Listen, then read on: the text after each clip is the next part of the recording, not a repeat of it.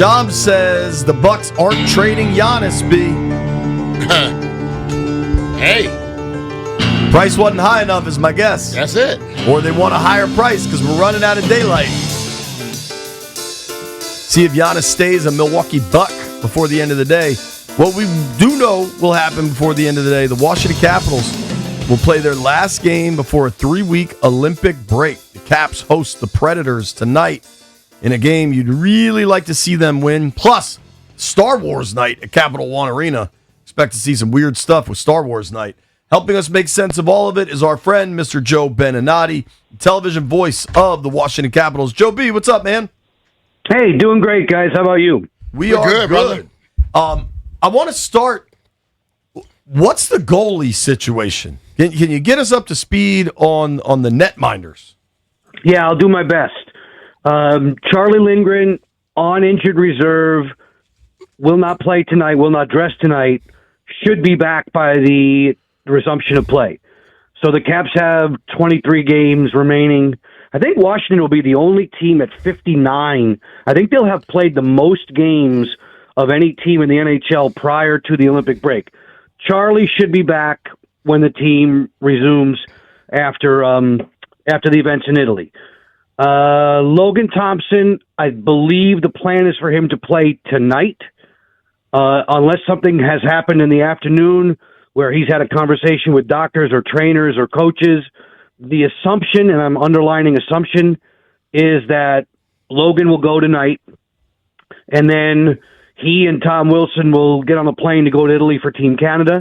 Marty Faravari is playing for Team Slovakia. The Caps have 3 Olympians in the tournament. But so to me, it means Thompson in goal tonight, backed up by Clay Stevenson, who's played a bunch in this last week while both Logan and Chucky were on the injured list. But unless something's happened this afternoon, I expect it to be Logan in goal tonight. They're going to have a pressure-packed situation once this break is over with. How concerned are they with Logan playing in the Olympics?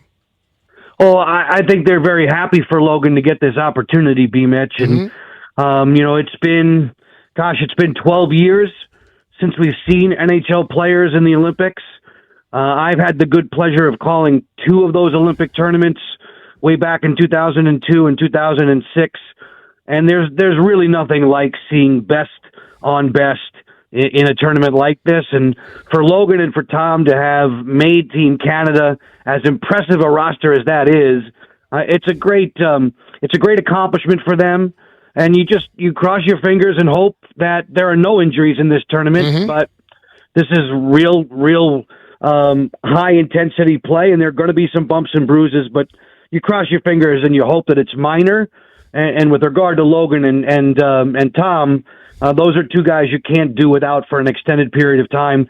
The Caps have missed Logan while he's been out since the injury in Seattle, but they're hoping that when they come home, guys, they've got to get extremely hot. They've got to be strong right out of the gate in those final 23 games because the races are so tight.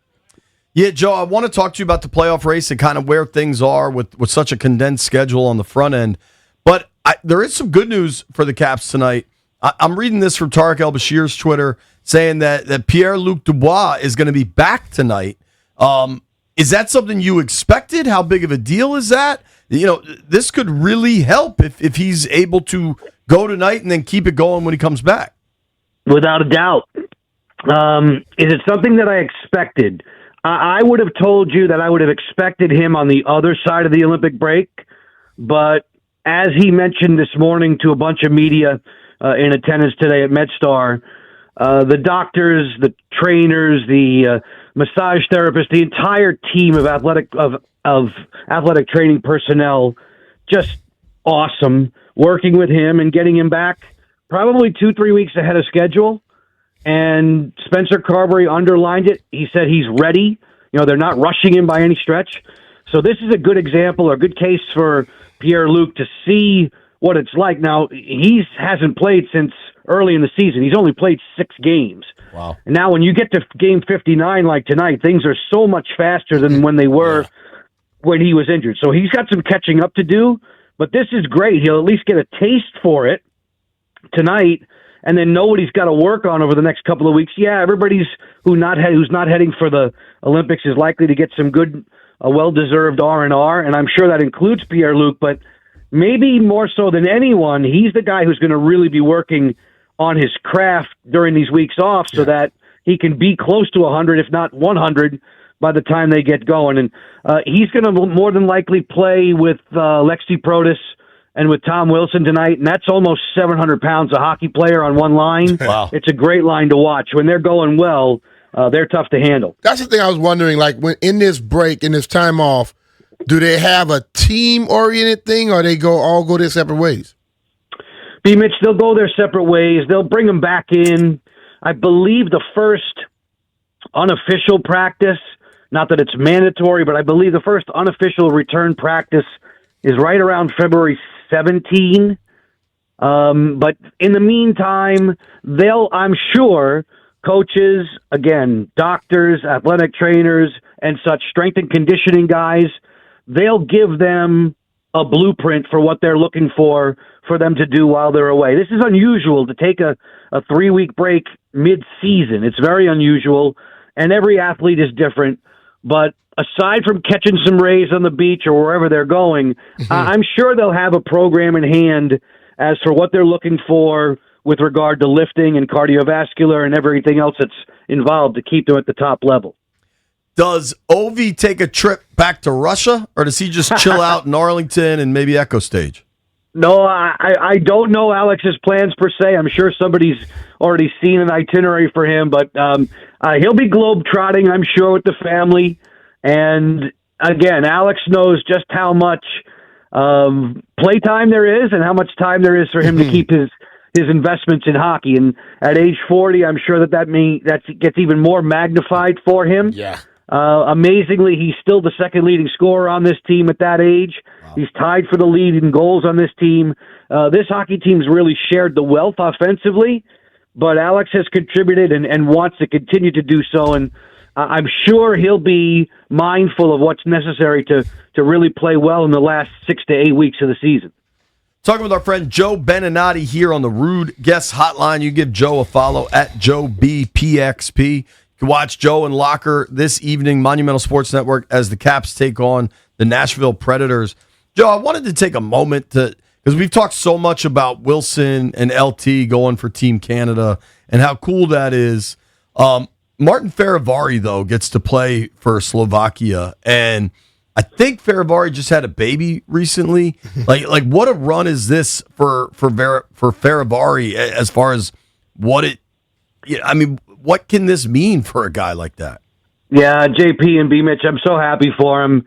He was nervous. He and his girlfriend Natalia, they were nervous that the baby wasn't going to arrive prior to the Olympics. So, Marty would have gone over to Italy and then got a phone call kind of thing. As it turns out, everything happened for the best. Mom and baby are doing great.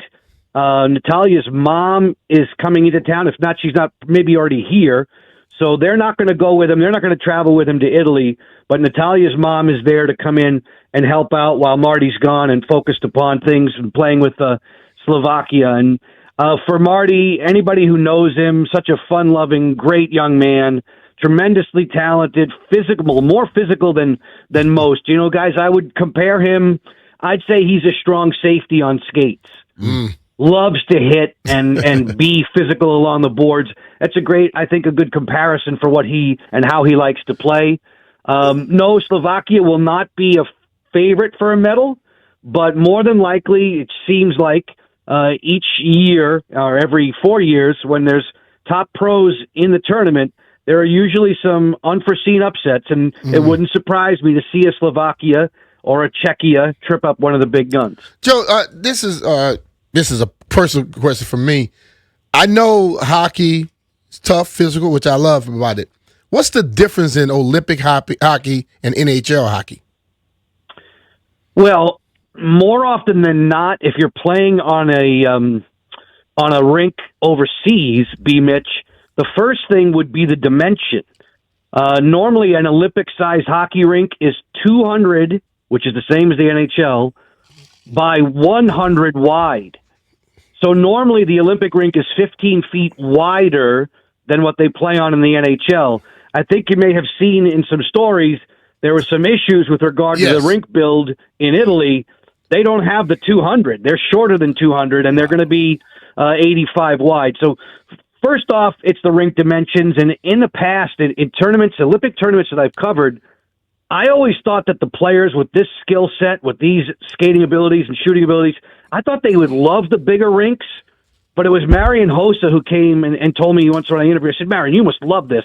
He goes, no, Joe, really, when I make a great move on the defender, I'm further wider to the goal than I would be in the NHL. I like it when I make a great move and then I'm right on top of the goalie. Yeah. He referred to it as a lot of dead ice.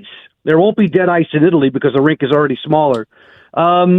You're dealing with, BMitch, you're dealing with each nation's best. And that usually means the best skaters, the best stick handlers, the best shooters, goalies, all the way through your roster. And when you have that type of skill set, a lot of the times people would think, oh, this is just going to be nothing but 7-6, 6-5 games. Not really, because you've got world-class defenders and netminders in there too, and it's not as wide open as people would expect. What? And isn't a huge difference in Olympic hockey? There's no fighting? Yeah, they're totally different. And I'm not, this is one area where I'm not sure of, guys, and maybe you could tell me differently. I don't know if the NHL refs are going over to ref this tournament or not. That's often a huge point of emphasis and concern when you have, and again, I'm just going to single out a nation. There's no reason for me to be putting anything specific on this, but if you have a gentleman from France officiating the game, or you have a gentleman from Stockholm, Sweden officiating the game, all of a sudden maybe that's different in how he calls penalties against NHL players. I don't know if the NHL refs are going. It's probably more than likely that they are, but in the past, in tournaments that I've done, that I've broadcast, there have been some really interesting officiated games. Like, what in the world are they thinking about here? So, yeah, the physicality from a drop-the-glove standpoint, yeah, that's different. But there'll be a lot of intense, hard work along the boards, and those kinds of battles, we know that's a place where Tom Wilson flourishes. Sure. That just makes Canada a little bit stronger. Absolutely. Talking with our friend Joe Beninati. Caps play tonight, Star Wars night at the arena. Last game before the Olympic break. Joe B, looking at tonight specifically, the Caps are favored. Nashville's not having a great season. What do they need to do to really, they could really use to go into the break the right way after a disappointing loss to the Flyers the other night? Don't take penalties tonight, JP. Don't. Nashville's really improved its game in the last few weeks. They're scoring goals like crazy. They're also giving up a lot. But one thing they are doing, I don't think there's a team better than Nashville in the last 3 weeks on the power play. Their power play is clicking close to 35-40%. You cannot take penalties tonight. Keep it a 5-on-5 game, and I think Washington will be just fine.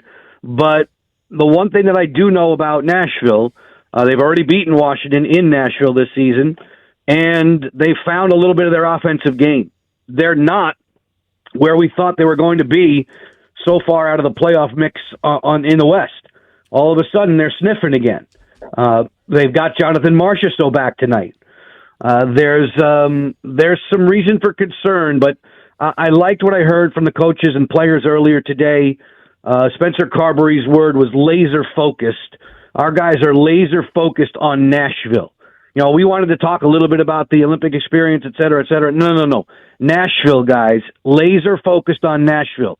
If the players stick to that, they'll be just fine. Joe, two other things I wanted to ask you about. One, we asked you, what are the players going to do? What are the coaches going to do during the Olympic break? What are you going to do? Little golf vacation? What are your plans? Oh, listen to me. This, first of all, I'm on the IR with respect to golf. I have an elbow injury that is being tended to, which is absolutely making me sick to my stomach, although it's my elbow. But I can't tell you how angry I am. But unusually, or depends on how you look at it with regard to me, I told a friend that I would be helping them with a TV assignment. So I have a project that I've been working on, and his normal play-by-play host is going to be over working with NBC in Italy. So he showed a lot of faith and confidence in me, and he goes, yeah, I need you for an SEC event. So Sweet. Immediately my mind went to, oh my gosh, I'm going to get to do some SEC basketball. He goes, SEC swimming and diving. Now, guys, I've done football, baseball, basketball, hockey, volleyball, soccer, lacrosse, and tennis. Yeah, I've done I woke up one day. Sports. I woke up one day to hear you doing lacrosse. All right, so you're going to spend some time in Knoxville. I just looked this up. In a couple weeks, the 20th and the 21st. I think I go in the day before. And guys, honestly, I'm petrified because it's something I've never done. And oh, by the way, who's the analyst? It's Rowdy Gaines. Oh wow, it's the guy you see every 4 summers who's working with either Dan Hicks or Ted Robertson or whomever. I'm like, oh my gosh, now here it is. It's going to be a first time on a specific sport, and I'm working with the A guy as the color analyst. So I better get my P's and Q's. Joe, you don't have nothing to worry about, man. I'm not blowing smoke. I have watched you do different. I told you I was one day on the couch, and I wake up and I hear your voice, and it was lacrosse, and I'm like, that's Joe B. And you handle your business every time, man. You'll do the research. I have zero concern. I tell you this, Joe, you might get me to tune in to some SEC swimming and diving championships. The thing that's scaring me is that I have the perception that it's so many different athletes. It's men's and women's, and we're doing 10 different events plus the diving. So there's just so much, and I just don't want to be the guy who's sitting there going, yeah, here's JP Finlay from Georgia, and here's BMitch from Texas. I want to give you a little bit of something, so I got a lot of homework to do is basically what I'm saying. I wish I was on a beach. I'm not going to be on the beach. Knoxville's kind of mountainous, too. It's not going to be that warm, man. Oh, yeah, it's going to be cold. No.